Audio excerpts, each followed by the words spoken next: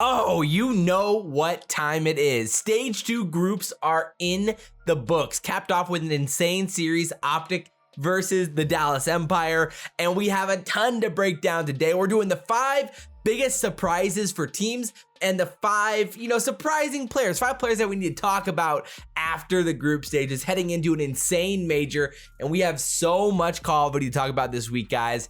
It is hype. Without further ado, let's get right into this one. Let's go. So, we're doing like no cuts this time around. We're trying our best to not have any edits because we're trying to get this thing out pretty quick on the night of the games ending, like the Sunday nights nowadays. So, no cuts. We're full sending straight in this thing. So, first of all, we're changing up our format a little bit. Last week, we did like the highlights. We did the top plays. We did 5 takeaways and like 5 surprising stats. So, we had like a lot like packed in to last week's episode. We're trying a different format this week where we're going to do basically the 5 big team surprises, and we're going to do the 5 big player surprises and talk about some of the juiciest storylines of the whole weekend. So let's get into number 1. Let's talk about Faze. Obviously, people had a little bit of an overreaction about Faze's loss to LAG. They lost 3-2 to LAG, and in a crazy, weird series, to say the least. And going into that series, it was a little bit interesting because you look at the maps that they were playing in that series, and there were some legit question marks with like, oh, that's kind of weird. And I was like, this map pool kind of favors LAG with them playing like Apocalypse and Express, where we hadn't seen Faze play well so far. And so it made sense though, because in this match didn't actually really mean anything for either of these two teams. Faze had already locked a top 2 seed or a winner's start in their group, and LAG had already confirmed that they were going to start in the bottom, in the losers bracket in their group. So at the same time, there wasn't like too much on the line in comparison to some other matches. So Faze was obviously willing to try to play some different maps and work on their map pool a little bit. And it did come back to bite them. Obviously though, not to take away from LAG, because they played really, really, really well. And we'll talk about a little bit more about them a little bit later. We're talking about some of the surprising players. But as a whole, you've got to be pretty dang happy with LAG. And heading into this weekend, I thought there might be a chance that there could be a roster change in the midst here. But they beat Faze 3-2, and they beat LA Thieves 3-0 in a pretty solid series as well. So overall, with LAG, you got to love that. And as for Faze, after their 3-2 loss versus LAG, which again, in my opinion, was a little fluky, even though I don't want to take away from what LAG did, because like I said, they played good Call of Duty, and you had to have been happy with that. They dominated them on Express 6-0 on Express. Faze just was playing terrible. And you're like, what are they doing? Like they're solo pushing here. They aren't playing with their teammates at all. It's like, this isn't the Faze we've seen at all this year. And then you're like, huh? And then Faze comes out against London and dominates them. It was not close. I'll probably end up doing a learn from the pros or something about that first map, the Garrison hardpoint, because it was insane. They played incredibly well, and all throughout the S&D was really, really nice. The control was great, and just pure dominance all the way through from Faze. And if you're London, that hurts, because you were going in this hoping you had a chance to at least make a little bit of noise, and that was not the case whatsoever. Alrighty, so now on to our second team. We gotta talk about Florida, because there are some real question marks with this roster moving forward with how they might want to like work their way through here. So it's going to be interesting for them, because they did not play well this weekend. They lost 3-1 to Paris in a really ugly series as a whole. Just was not good Call of Duty whatsoever. And then they also go out and get 3-0'd by Dallas, and in both series, Florida just did not play well. And it was just really tough for them all the way through. And they're on the fringe of needing a roster change, man. I really do think that. We're gonna talk a lot more about that, I'm sure, on the podcast tomorrow, or on Tuesday, I mean. But there is just a ton to talk about with this team. Obviously, the two guys you're looking at are Slacked and Neptune. I mean, inside of Respawn, inside of Hardpoint specifically, neither of them have played that well this year. As a team, their best game mode's been Control, where Neptune and Slacked have both played pretty dang well. And they've had big moments, both of them individually, inside of Control, where they've been going on streaks and playing great. And, it's just weird where like they just have a way better feel for the maps inside of Control. Maybe it's the stagnant spawns that help them kind of stay in line or organize as a team. But they're inside of Hardpoint, real issues there, and their S&D hasn't been that great either. And Slack's been very bad, not good inside of S&D to say the least. And so, in my opinion, I think Florida might need to, look down towards challengers for a potential roster change. Temp could be an option if there was like some sort of trade or move to be made there. Temp could be an option for, if things end up working out for LA Thieves, whatever ended up going on there. I don't know. There's a lot of different options they could potentially look at. I don't think Havoc is the answer necessarily, even though some people think that might be the case. I do think he might be a little bit better than Slacked is right now, but is that enough to make them a top, 5 type team? Probably not. You can't feel too good about Florida right now, and there's just a lot of legit issues that they're gonna have to talk about. We'll talk a lot more about them this week, to say the least. So now on to number 3. Let's talk the Rokkr. The question is, are they legit? Are they the real deal? And we didn't feel like we got enough information this week to make that decision. We were hoping that they would just dominate Seattle and be like, okay, yo, the Rokkr might be legit, but that was not the case. They went down 2-0 against Seattle, and in a crazy reverse sweep, made it happen. Obviously, if you guys know exactly what I'm talking about, Miami S&D, my word, a 3v1 was just some tough stuff for Seattle, and accuracy, basically ninja diffused it. It was real tough, but we might watch that later because it was real bad. But anyway, at the end of the day, as a whole, the Rokkr are just, they're good in all game modes, but I just don't know if they feel dominant in all game modes. They're 3-0 since Standy joined the team, which of course is great. I mean, that's great news. But they are 3-0 in Control, which is great. And they looked very, very good in all 3 of their controls they've played. So that's definitely their best game mode right now. So far, they're 4-1 in S&Ds. The problem is that the S&Ds haven't come off like as technical or as great as you'd want them to look, especially against Seattle. Against OpTic, they looked really, really good, of course, but that was a whole different OpTic. And of course, we're gonna talk about OpTic in a second, but that wasn't the OpTic that played today, that's for sure. And they're 2-3 in hard points since Standy joined. So the hard point problem is still there to an extent. I'm sure they can still get better in that regard, but there's still some question marks, I think, with the Rokkr moving forward. And it'll be really interesting to see what happens inside of the tournament this weekend, because they're gonna have to play the winner of New York versus Dallas in their first match of the weekend. So that's going to be crazy, and I'm very much looking forward to that one and seeing what ends up happening there. It's going to be sick. And I would say, Rokkr, you gotta feel good about them if you're a Rokkr fan and happy compared to where they were before. But realistically, I'm not sold that they're a top 4 team yet. Probably top 5, for sure top 6. It's just tough, and I'm very, very interested to see what happens this week. And I need to dive a little bit deeper into them probably in the coming few days to get a good feel for them for predictions and everything moving into this weekend as well. So now our 4th team and our 5th team, we'll talk about them kind of in the same light here. OpTic in Dallas. Oh my word. This series today was crazy, man. And it came down to 1v1s. Of course, the checkmate 1v1 Scump v ILLeY. Deciding that map was wild, just crazy. And it was epic. And then OpTic comes out and they played a fantastic hard point on checkmate or in map 4 and dominated, wiped the floor with Dallas there and just looked incredible. And as if you're an OpTic fan, like the S&Ds from OpTic were awesome against Dallas.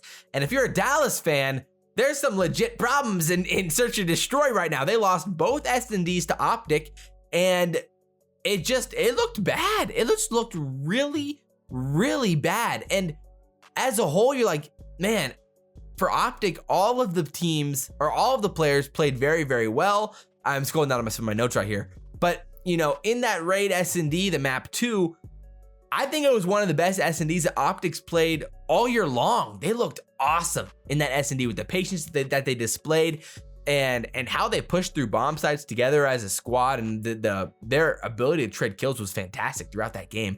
Really looking great.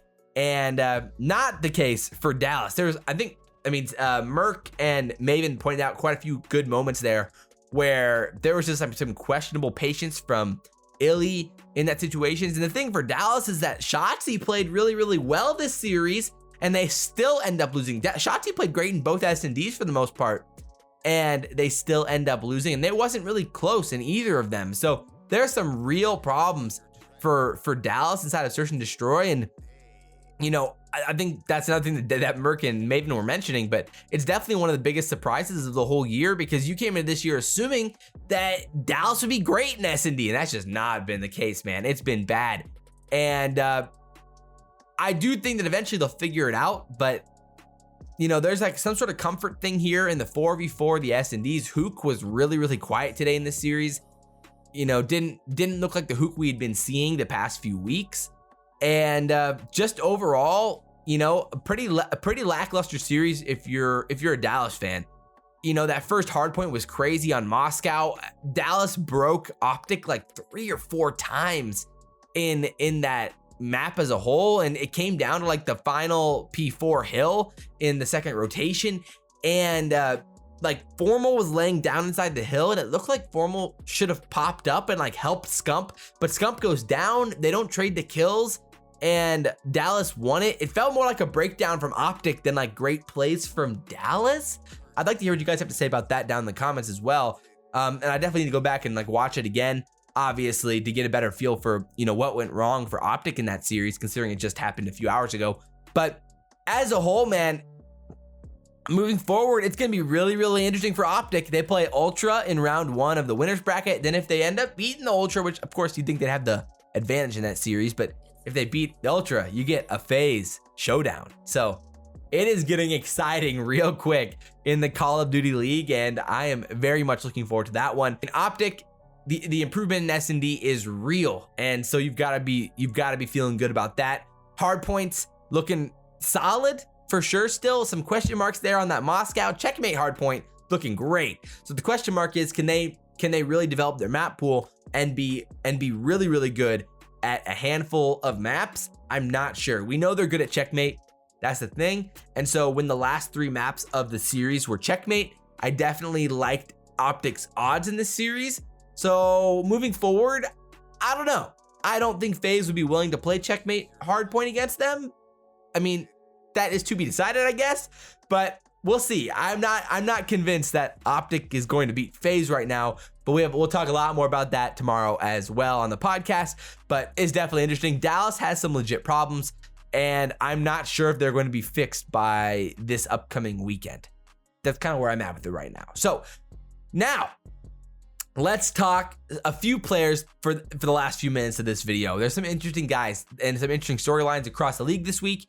And the first guy I want to mention, because it was definitely an interesting weekend for him, was Tej, and kind of 100 Thieves as a whole. Obviously, there were some unfortunate medical issues with Kenny and what happened there. And so he didn't end up playing this weekend. And so against LAG, they had Tej, they had Temp filling in for Tej. And Temp ended up running the main SMG, and Tej was flexing for him, running the ARs. And that's something we hadn't seen much of, and that was something that they had mentioned earlier when they brought in Venom, that Tej wanted to experiment with playing the flex role and running an AR in more maps. And so we finally got to see it here, and it didn't work. But to be fair, you know, it was a tough situation considering that Temp, my word, was coming in here right on a short-term notice, puts him in a tough spot, and they didn't play too bad, all things considered, especially in map 2 and map 3. They started off really slow in map 1. As a whole, I'm really worried for LA Thieves the next few weeks. Venom, it feels like he has barely even gotten a shot to actually like make something happen. You know, they had one series, it was against Faze, they got bodied, and then now they didn't even get to play this series because Kenny was out. So it's like, it puts them in a really, really tough spot for roster change moving forward. Not ideal. Tej is, I don't know, it's tough. I think you've got to try a different player besides Tej, or you're just dropping Venom and trying somebody else, one of those two. But they signed Venom to a full-time contract, a subcontract supposedly, so it's a tough spot to be in, man. It is really a tough spot to be in and not ideal to say the least. So player 2, Silly. Really good performances from Silly this weekend against Faze and against 100T. He was dominant against 100T, which was really impressive. Silly's been a great surprise this past weekend, and he really stepped up when they needed him to say the least. And like I said, there were some question marks with the LAG team for me and the potential for roster changes, and I think that's still there to an extent, but we'll have to see what they end up doing this weekend in the tournament, because they end up playing the Mutineers in round 1, which is definitely winnable. That's gonna be a bloodbath. I really would like to see both of those teams move on, which is a shame. And then if they beat the Mutineers, they play the Surge. So we'll learn a lot about the LA Guerillas this weekend in the winners bracket. And so keep your eye on how Silly plays. He seems like he's kind of been the key for that team as a slayer and really finding those kills around the map. He's been so crucial for him, and really impressive so far. So the last few players we got to talk about here, Dylan, man. Oh man, in this Faze series, guys, that first hardpoint, if you missed it, Dylan went 13 and 34.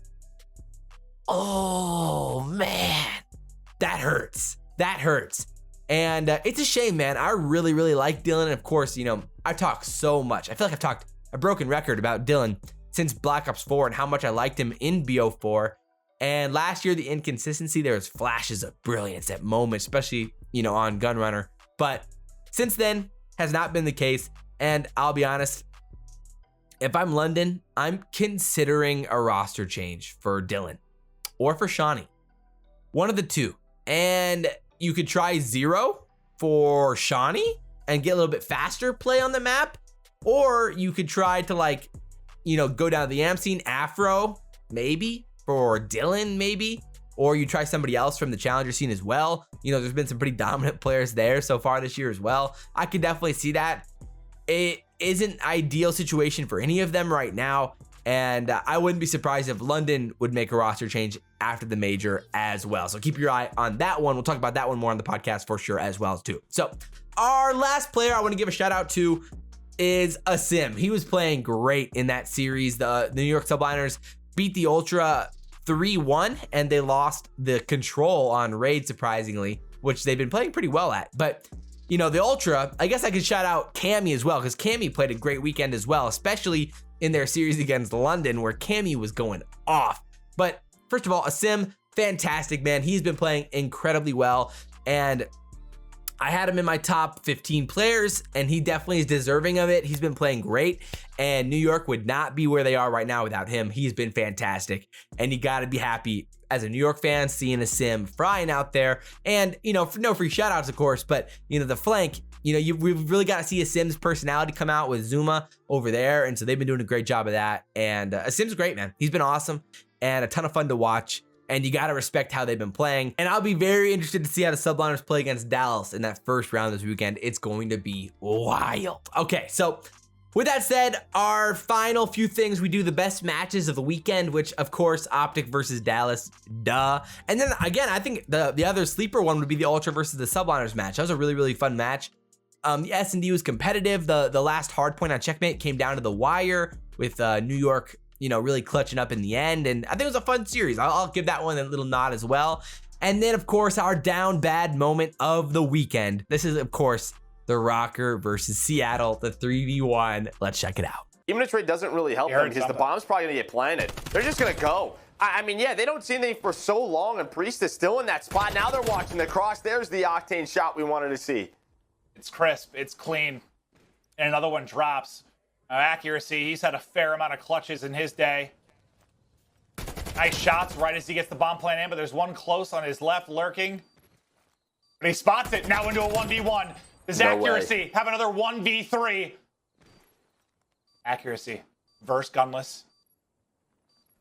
He's just gonna crawl up. We talked about stretching earlier, Maeve. He's on it. You gotta be limber. You gotta be quick.